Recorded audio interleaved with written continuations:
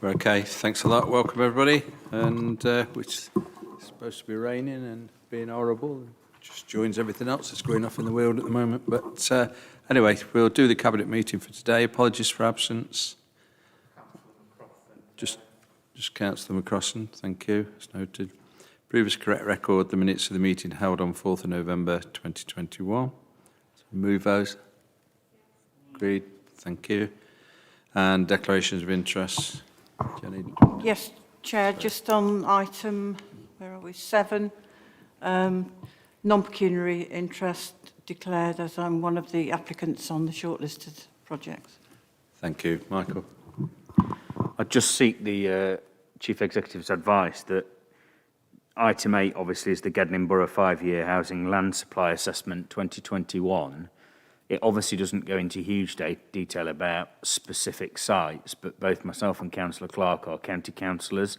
The county council may well own some land that is referenced in the documentation, so I'm either putting it down as a marker for transparency purposes, but if the Chief Exec advises, then I think you and I should probably declare an interest, John, just in case. Yeah, that's fine. Is it noted? I think we'll just note that leader, and then we should be okay on that, but thank you. Moving on, regulatory, it's item 4, regulation of Investigative Powers Act 2000, commonly known as RIPA, and the annual audit and update report to the Head of Governments. Who's going to do that? Are you going to speak on it, David, first? It's me, Leader. Thank you. Yes, thank you, Leader. Yes, this is the usual annual report from the Head of Governance and Customer Services, which provides an update for members as to the Council's use of powers under RIPA during 2021, and also seeks approval of minor amendments to the Council's RIPA policy to reflect changes in the roles following the staff restructure. Just very briefly, by way of background, under RIPA, local authorities have the power to authorise directed surveillance and make use of covert human intelligence sources if that authorisation is necessary for the prevention and detection of crime or preventing disorder, and if that surveillance is proportionate to the aims it seeks to achieve.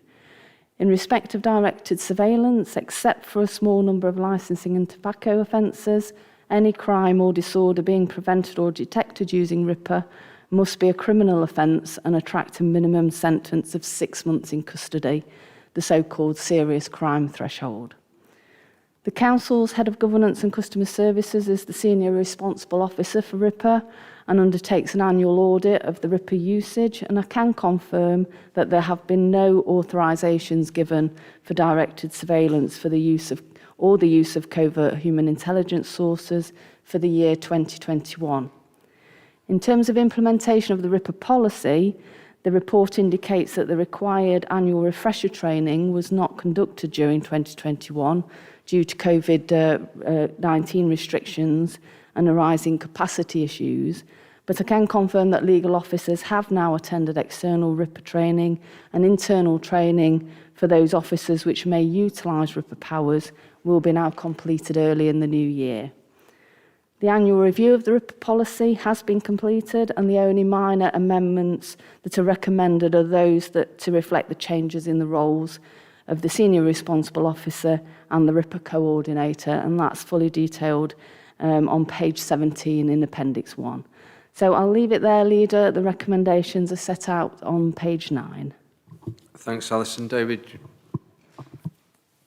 Thank you, Leader. I'm happy to support this report. It's as Alison said, it's the annual report that comes and says we haven't done anything this year, but we need to keep doing this to keep on the straight and narrow. So thanks to Alison and Fran for keeping us on the straight and narrow. Thank you. Thank you. Anyone else? Okay, we're asked to note that and approve the amendments to Council's regulation of investigative powers policy document at Appendix 1. Are we agreed? Thank you.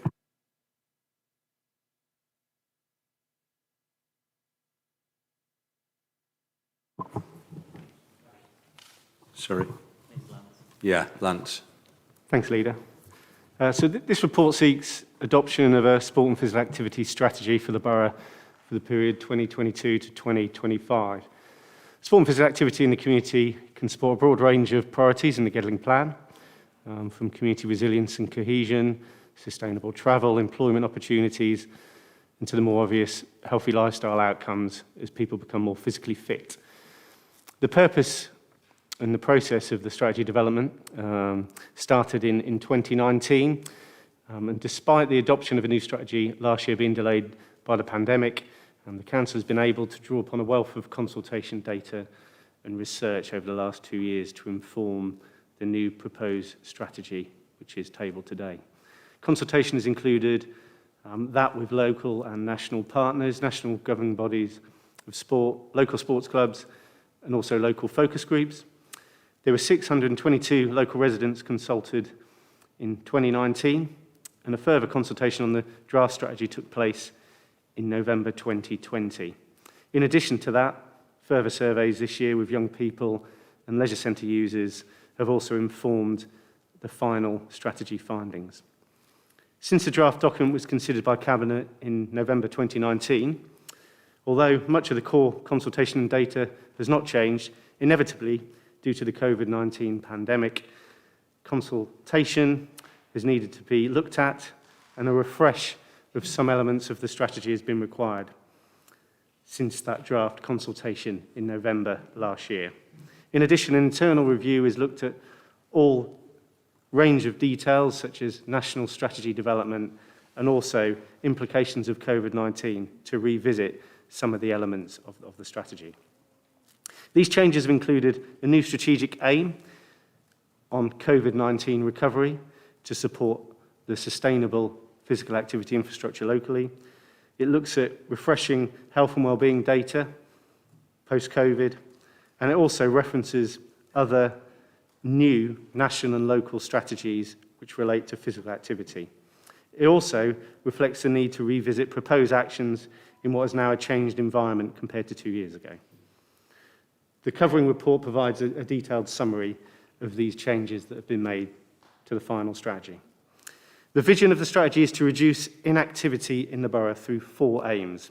These include COVID-19 recovery programmes to support our facilities and the voluntary and community sector, by targeting those groups who we know are most inactive in our communities, including our ageing population, those with a disability, our more vulnerable children and families, and some of our more deprived neighbourhoods. Looking to improve access and signposting to physical activity opportunities in the community. And finally, to ensure that sport and physical activity plays a key role in contributing to our cohesive, diverse and safe communities. Delivery will be through 3 themes: active people, active partnerships and active environments. The actions and indicators will be embedded in the Gedling Plan monitoring process and reported to Cabinet on a quarterly basis. And finally, in addition to the wider community benefits that the new strategy can offer, it will also act as a useful tool to strengthen our position when accessing funding and also looking to influence the resource allocation of our local partners. I would therefore like to recommend that Cabinet adopt the Sport and Physical Activity Strategy 2022-2025. Thanks, Lance. Key word there, activity, and it's not necessarily, run, what I used to do, run 100 yards in a certain amount of seconds and all that type of thing. It's also mental health and lots of things like that in it. So it's enabling as well for a council. I mean, we can't do everything, so it's enabling people, and I think it's the pathways laid out there. Not Lance, sure, Lance. Henry, do you wish to speak? Yeah, I think this is a very comprehensive report. It sets out our ambition for Gedling to improve the health of our borough residents and tackle some of the inequalities within health, particularly in some of our more deprived areas.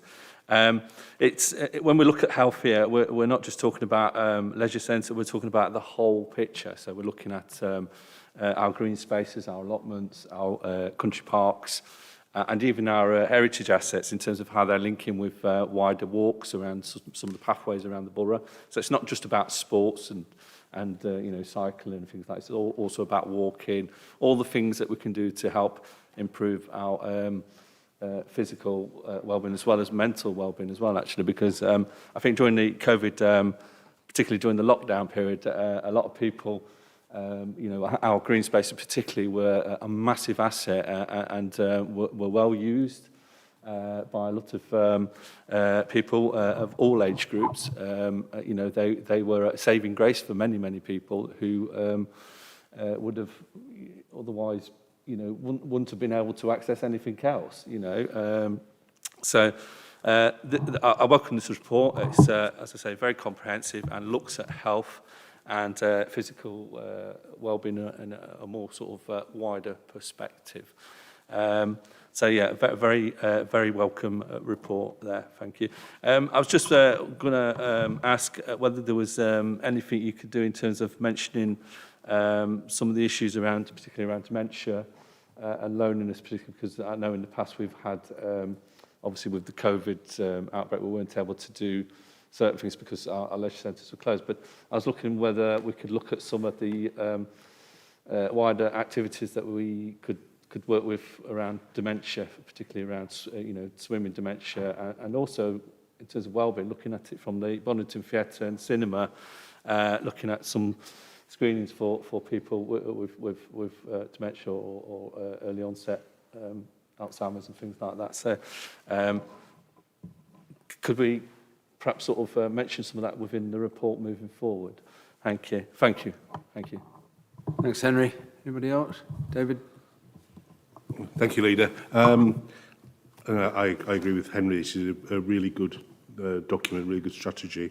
It's interesting, just picking up the last point about special needs. I had an email correspondence with Lance about a piece of casework from one of my residents, and I discovered we have an aquatics and inclusivity officer who seems to be doing a really useful job in finding out the real niche needs. I have a couple of questions, please, Lance. On page 46, the figure 2 about inactivity levels, I can't find the key to that figure. Do I assume that the darker blue is more active and the red is the most inactive? And there's a few wards that are white. I just wondered where they figured in that. I mean, because it looks, my immediate assumption is that the more affluent areas of the borough are obviously the more active. So I noticed that the red is Ernhale and Coppice, and Carlton Hill and Carlton, which I suppose is where you'd probably expect it to be. And second question, on page 47, it gives a cost financial implications or financial impact of inactivity. Is that a real cost, and who's it borne by? Is that borne by the NHS? Is it a result of illness? Thank you. Yeah, so firstly, in terms of the ward map, the red colours are the least inactive areas in the borough. So that's where inactivity is taking place at its highest, whereas the darker blues through to white is where the statistics say that people are more active in the borough. So as you say, Coppice through to areas of Carlton, they are the areas identified by data that where inactivity is at its highest. So that data gives us an opportunity to think about where we may want to target some of our work. The data is driven by Sport England's National Active Lives survey, which is regularly undertaken with a sample phone calls to local residents in areas. And that's refreshed on an annual basis. So it's in point-in-time data, but again, we will constantly, on an annual basis, look at that data to see how it changes. In terms of the financial information, the information in figure 3 in the strategy, the source of that is actually drawn from a British Heart Foundation piece of work. So that is fairly old now. It's about 10 years old and is the latest information we have around sort of financial impact. But I think it was just a reflection that actually having residents inactive can have quite a costly burden on society.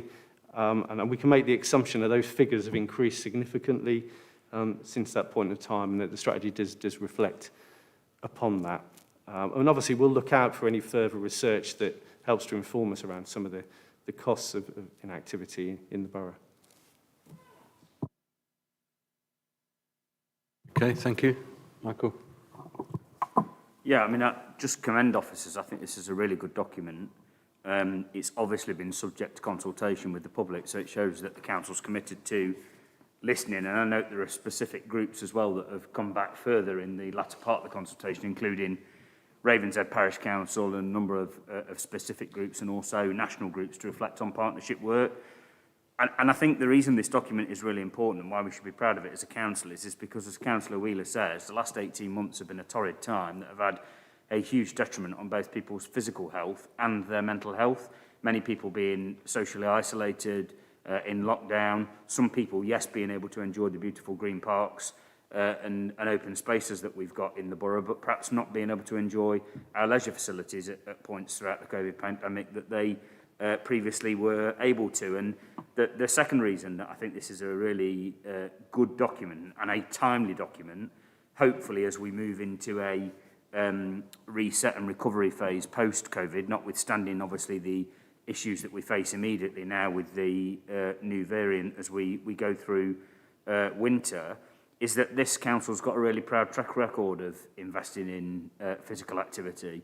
As I just already referenced, the amazing parks we've got, not least Gedling Country Park, where there's been significant investment, but also Bestwood Country Park, the work that Henry and the Leisure Department have done around investing in the Armed Forces leisure card, where we're giving people who have served or are serving in the armed forces for this country free access to sports facilities and leisure facilities at the council, and also the great work that's going on at the moment in terms of passport to swimming to get younger people involved in swimming. And I know there's some brilliant work going on in terms of swimming lessons as well across our facilities. So we've got a really strong track record at this council of investing in all sorts of different services that help reduce inactivity, not just through traditional sport as people would see, but as I say, also the fantastic green spaces and country parks that we've got. And I think this is a really timely moment to make sure that we've got a robust strategy that can inform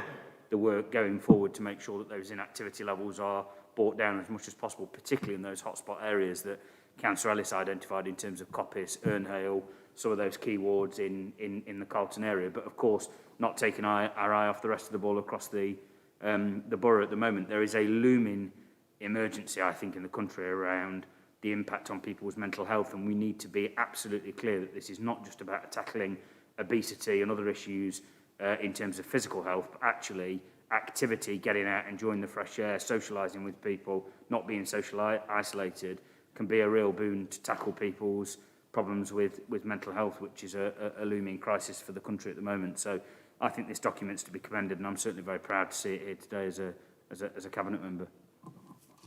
Thanks, Michael. Lance, is there any way, how is this going to get onto the website and so that other people, because it's a good document for a dozen of us in here today, but so somebody can actually catch up? Are you going to condense it, perhaps put it in contacts, that type of thing, so that people can actually get a good view of it? Yeah, we can certainly do that, Leader. A summary version maybe, just to give the headlines. We can get it on the website. We'll also make sure it's shared with all our partners as well, because they're quite key to delivery. Bear in mind the issues facing our communities that we discussed today. So we'll make sure that's taken forward and it's accessible to people within the organisation, but also externally as well, so they can support delivery. Thank you. So we can use the leisure centres. I just think in the screens we've got in the leisure centres that can advertise it, so people can start to pick up, read it, and condense it, and see if they can get some value to it, or they may add value to it. So if we can do that. Thanks. Anybody else? Just nobody else. So we all agreed on there. That's on page 33, and we're asked to adopt the Sport and Physical Activity Strategy 22-25. Move it. Agreed. Thank you very much. Moving on to item 6, which is on page 71. Community Infrastructure Levy and 106 monitoring. Is it Lewis? Do this. It is. Thank you, Leader. Regulation 121A of the Community Infrastructure Levy requires all authorities who receive contributions through Section 106 agreements, or indeed the Community Infrastructure Levy, to publish an annual infrastructure funding statement. This is the annual infrastructure funding statement for Gedling for the year 2021. The infrastructure funding statement is a financial breakdown of planning obligations that have been collected, expended and retained through the SIL in Section 106. And the report is split into 3 different sections: a SIL report on the receipts, allocations and expenditure of SIL, a Section 106 report on the receipts, allocations and expenditure of Section 106 contributions, and a statement of infrastructure that will or may wholly or partly be funded through developer contributions in the future. All relevant authorities are required to publish their infrastructure funding statements before the 31st of December each year. Within areas with two-tier governance, such as a borough council and a county council, as is the case with Gedling, both the borough and county councils must produce individual infrastructure funding statements. And Nottinghamshire County Council collecting their own Section 106 obligations, such as transport and education contributions, and as such they are required to report these in their own IFS, which will be published on their own website. Appendix A of the report details all the relevant information as prescribed by the Community Infrastructure Levy amended Regulations 2019. A summary of some of the key figures have been provided at the beginning of the infrastructure funding statement. The infrastructure funding statement also includes data which has been gathered in relation to non-monetary contributions secured by 106 agreements such as affordable housing and local employment plans. The infrastructure funding statement provides transparency for stakeholders and local residents regarding the collection of and expenditure of SIL and Section 106 contributions, and it is a useful document which supports the wider planning and delivery framework by identifying infrastructure priorities which can help determine future local plan policies for the council and provide guidance on larger strategic infrastructure. The recommendation is for Cabinet to note the contents of the report and to agree to publication of the infrastructure funding statement for 2021 as detailed in Appendix A. Thank you. Thanks, Lewis. Jenny Johnson. I don't think there's much to add, Leader. We've had these reports before. It's very clearly set out and gives information on where the money has come from and where it's gone and what's being held and the dates by which it should be spent. So I'm not entirely sure what more there is to say on this particular item. But thank you to Lewis for producing it again so comprehensively. Thanks, Jenny. Anybody else? No? And again, Mike, this will be clearly published so people can see it, apart from in here. Yes, Leader, it'll be on the website, yes. Yeah. No one else? Move that recommendation. It's on page 71. Agreed? Thank you. Moving on again. Back to you, Lewis. 7, Community Infrastructure Levy Officer. Community Infrastructure Levy SIL, non-parish funding. Thank you, Leader. This report, starting on page 119 of the agenda pack, provides a detailed breakdown of the SIL non-parish neighbourhood receipts which have been collected through the SIL, and an assessment of the infrastructure projects which have been nominated during the last financial year for SIL non-parish funding. Regulation 59A of the SIL regulations sets out that local authorities have a duty to expend 15% of all SIL receipts which are not collected within a local parish on local community infrastructure projects.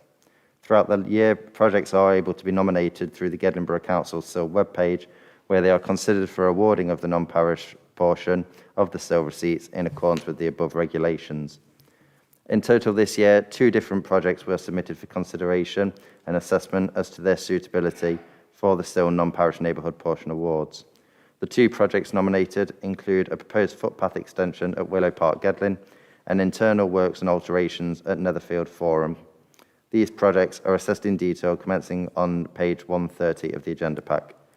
Having carefully considered the 2 nominated projects against the SIL regulations, I'm satisfied that both would be suitable for awarding of the SIL non-parish funding, and I would therefore recommend that these projects are shortlisted and subject to a 4-week public consultation to seek stakeholders and local residents' views on the 2 projects.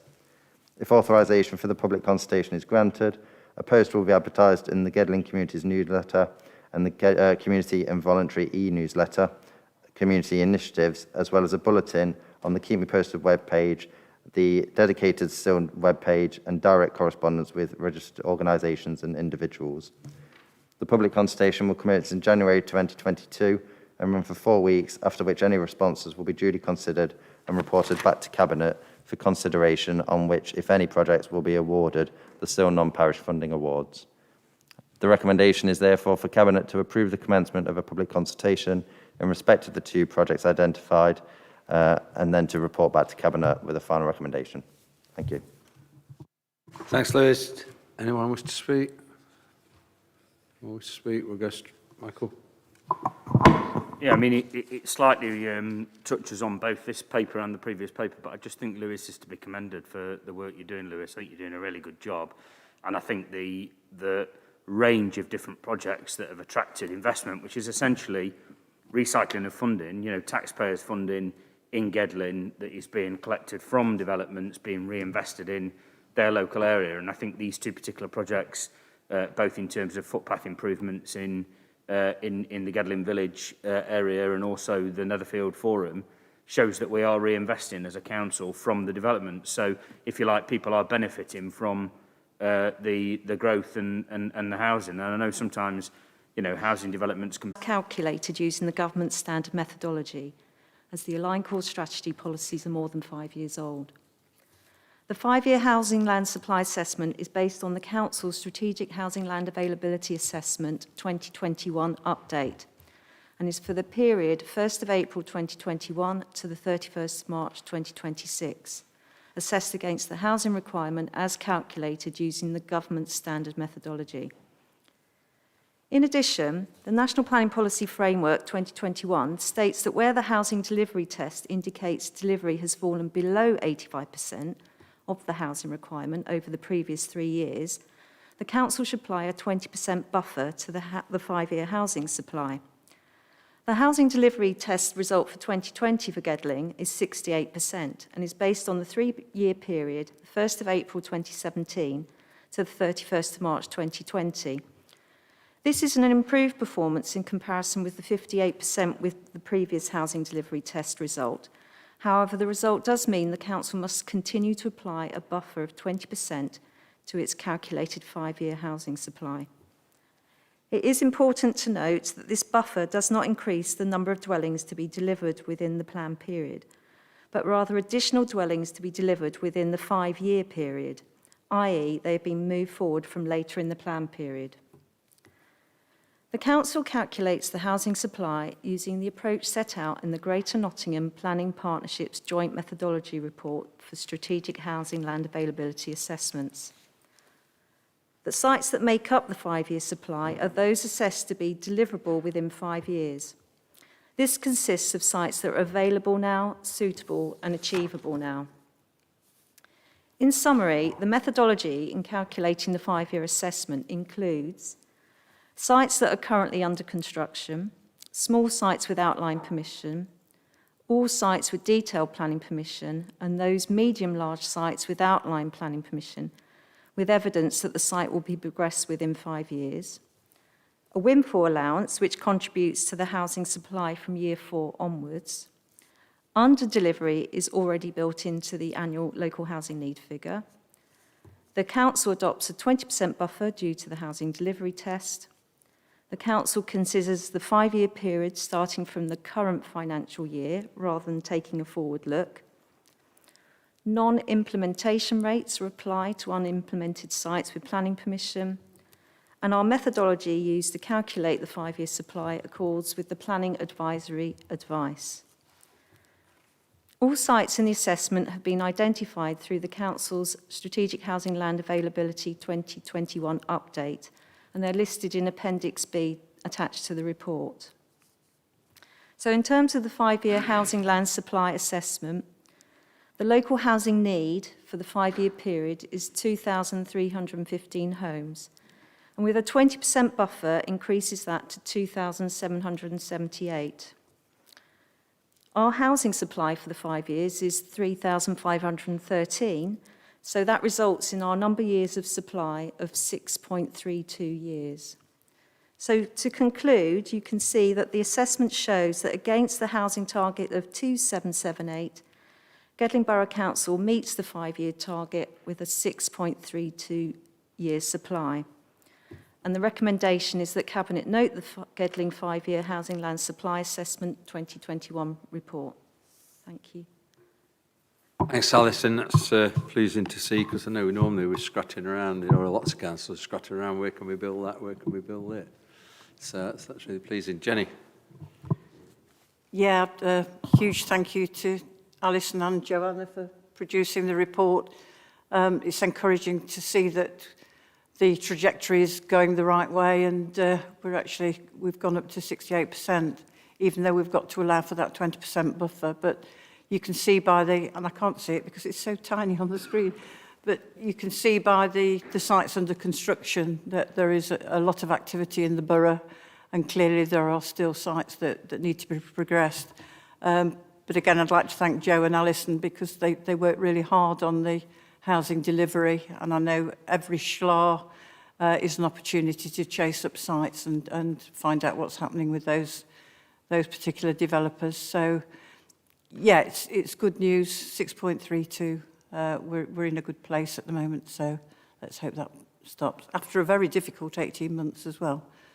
So thank you, Leader. Thank you. Michael?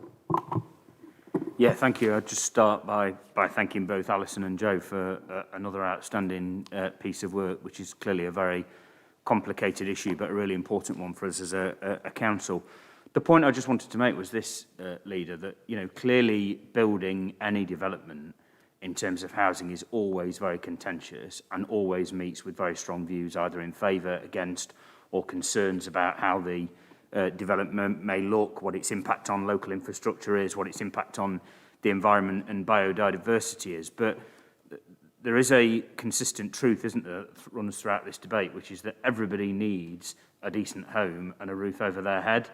And just two things in particular I want to pick out in this particular item in response to the report. There are some people in the borough who would have residents believe that the issue around housing is a simple issue and you can stick your head in the sand and ignore the national context in which we have to operate and the legal requirements that are placed on the council. So there are people who think that and have said in newsletters around the borough that effectively they've got a magic wand, and if they were in charge, we wouldn't be building on any green land or any land that was contentious. And I just want to scotch that myth, because what is clearly spelt out here in this very, very good report by Alison and Joe under section 5 is that paragraph 74 of the National Planning Policy Framework 2021, which is national legislation not set by Gedling Borough Council, states that local planning authorities should, it's not a choice, should identify and update annually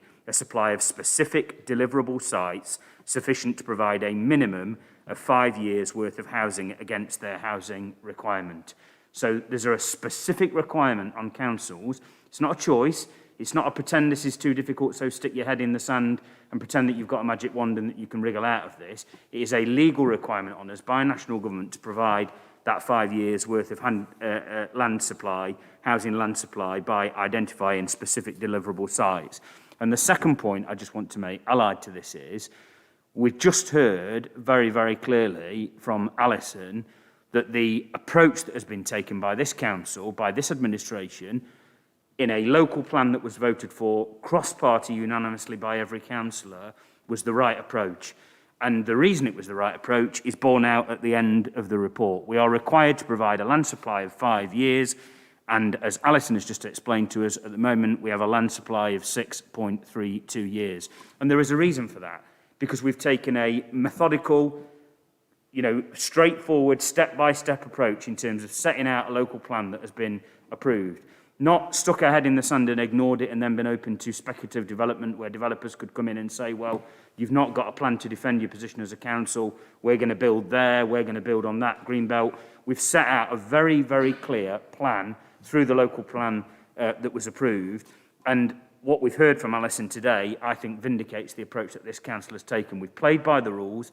We've set out a local plan. We know the issue around housing is not easy. We listen to our local residents where they've got strongly held views through the planning process, but we take a proper planned approach to making sure that at the end of the day, people have got a roof over their heads and that families who are brought up in this borough can stay in this borough, which is an excellent place for people to live, work and socialise. So I think you should be commended, Alison. I think Councillor Hollingsworth should be commended. And it just goes to show that actually there are no easy answers when it comes to this issue. There are no easy answers for the government when it comes to this issue about providing homes, decent homes for people to live in. But the approach this council's taken, which is a sensible approach and a calm approach through having a local plan, is proving dividends to us. So thank you for the team for a fantastic report. Thanks, Michael. Anybody else? Nobody else? Well, I think our 151 officer ought to be smiling, because I'm just looking at the trajectory line where you've got the red lines are going right up there. I'm thinking, look at all that homes bonus. So I hope Rishi Sunak's listening to us, because he'll be drawing his plans up and we get some of that. But also, not only thanks to Joe, to Alison, to Mike and the team. I think I said to you, Mike, the other day, the amount of work that goes off into planning, I don't think we quite appreciate it, any of us. Because the work that's so detailed, and you look at some of the lists now, and some of the, I read through them there, and it's just amazing. You know, we can look at them, we can scan them, and we can think, well, okay, then I agree or disagree with that. But when you look at the work that's gone into it, because it's got to be factually right, it's got to be legally right, and everything else. So it's a really, thanks to the whole department, and please pass that on from all of us. And I'm sure it's across the council that people do really appreciate it, even though we moan sometimes when something's gone in for planning.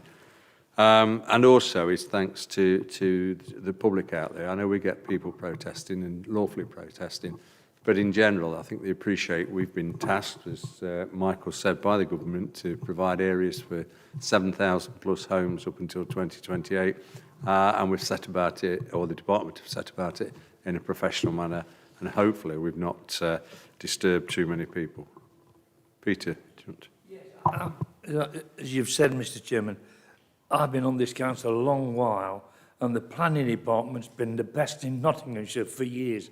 And we've kept the standard up with planners and people who've come in and gone, and we've still kept the policy of Gedling Borough Council being a very, very good planning department. And I think they all in that department need congratulating.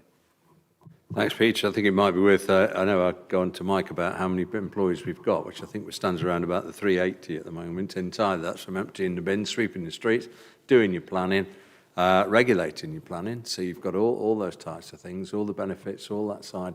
They're very small teams, and it's worth, hopefully people listen to this on the internet, but they're very small teams that are dealing with that, and we should be all thankful for those and the effort they put in. Is there any other? There are no other comments. Don't see any other comments, so we'll move that. It's noting that's on page 139, notes to Gedling Borough 5-year housing should be amended now to 6 point whatever it is years. But land supply assessment for 2021, are we agreed? We are agreed, thank you. And there's one item left, which I'll find it in a minute. It's the forward plan, which I would just ask to note the contents of that. Michael? Yeah, thanks, Leader. We obviously don't meet again as a Cabinet until the 27th of January, in which time we're likely to face a very serious challenge in terms of the new Omicron variant of COVID. And I just wanted to make two specific points. One, a request to the Chief Executive, but one, a public message to our residents. We've obviously heard absolutely horrific news today that there's been the first death from the Omicron variant of COVID, and certainly our thoughts at this council go out to family and friends of the person who's lost their life to this variant. And I think it demonstrates the seriousness of the situation that this country still faces in regards to the COVID pandemic. So the first public point I wanted to make to all of our residents is if you haven't already had your second vaccine, or if you haven't yet had your booster, please do log on to the NHS website and get your booster as soon as possible. The vaccinations, and particularly the booster vaccinations, are clearly the most important route and protection to protect society against what is likely to be a very challenging time in the coming weeks and months in terms of the Omicron variant, and indeed potentially other variants that may emerge in relation to the virus. The second point I want to make, which is directly related to that point as a request to the Chief Executive, and I know you, Leader, have already had conversations with the Chief Executive a few weeks ago about this, is that I want us to strain every single sinew we can as a council to make sure that there are as many sites in the localities where people can get their booster jabs done as possible. I think it was a retrograde step for the authorities to close our vaccination site at the Richard Herod Centre. You said that at the time, Leader, as did I, as did the Cabinet. I think we've been vindicated on that point. Now is not a time, though, to be point scoring. Now is a time for us to be rolling up our sleeves and playing our part in terms of making sure that the ambition that has been set out nationally in terms of getting those jabs in the arms over the coming weeks is achieved. And I think we played our part here in Gedling in the national effort throughout COVID, and we need to make sure that we do it again. So I know, Chief Executive, that you've already had conversations with the Leader about potentially the Richard Herod site, potentially trying to find a site in our own facilities in Arnold, but I think we need to strain every sinew we can to boost and bolster the efforts that are already ongoing. We know there are brilliant places like the Eagle's Nest Church and other pharmacies across Gedling that are taking part, but I know from my own experience, having booked my appointment for my booster 2 days ago, that the nearest site I could find, presumably because pressure is now growing in terms of queues, was the Rolls-Royce leisure facility at Hucknall. Now, I'm perfectly happy to drive. I'm able to drive there, but there may be people in our borough who can't get to somewhere further afield. So I know we'll face challenges. I know we've clearly got to work with the pharmacies. I know we've clearly got to work with the CCG, but I just implore us collectively to do everything we can to make sure that we are playing our full and wholesome part in protecting people as much as we can from this new variant and potentially other variants as we go throughout Christmas, because this virus certainly hasn't gone away. Thanks, Michael. Sorry, Leader, yes, I'll certainly take that on board and do what I can to get this moving. Thank you. Thanks, Mike. Can we make sure, Mike, that all members are aware of any emergency numbers? Because we're going into, I know there's not many people in the building, but we're going into that period where we have sort of our own lockdown, I suppose, in a way, for 2 weeks, where, you know, things happen, the wind goes mad, the snow comes and everything else that gets thrown at us, but sometimes members haven't got all those necessary numbers, if we can let them have that. And also an appeal for everybody that certainly on our, that they're on the websites for people, but for look out for neighbours, etc., because it could be a pretty rocky ride for the next few weeks or few months. Hopefully not, but it could be, depending on how this thing moves forward. Anyway, we're on page 181. We're on recommendations. We've asked to note the draft forward plan. Sorry, Jenny. Sorry, Lydia. A bit late putting my hand up. I just want to endorse what the Deputy Leader said about making sure that there is access to the boosters. I think every bit of research has shown that people will get it if it's easy to get it. And having spoken to somebody recently who's actually taking older residents to get their boosters down to the forest, because clearly ours is closed, we really need to make sure that people have got access close to where they live, particularly for older people. And I just wondered if we know if there will be a mobile going round the area, because that would be a good way to get to different places so that people have access. And it's a shame, really, that the government decided to close a third of vaccination centres at a time when we absolutely need them more than ever. Thanks, Jenny. Henry. Come back on Councillor Hollingsworth's point. Currently, our staff that are working within the health and wellbeing remit are looking or really pushing hard for the vaccination bus to come to Gedling at different points across the borough. So we're working really, really hard to get that bus here so that there's more access locally. Also, I just, you know, fully back what the leader said and the deputy leader in terms of the need to get as many boosters into arms as possible. It's going to be an incredibly difficult time moving forward for a lot of people, particularly, and it's going to be incredibly hard for a lot of people working on the front line within the NHS, but also within education as well, and within youth services in terms of helping, you know, to working with quite a lot of the younger generation that are very, very vulnerable, very susceptible at this point in time. So I fully support and endorse everything that's been said. Thank you. Thanks, Henry. And anybody that's wishing to go to the pantomime doesn't even have to leave home, do they? Just switch the television on and look at number 10 and you can see a really good pantomime going off there. Anyway, we'll move to note the contents there. And we agreed, yeah. Agreed. Thank you.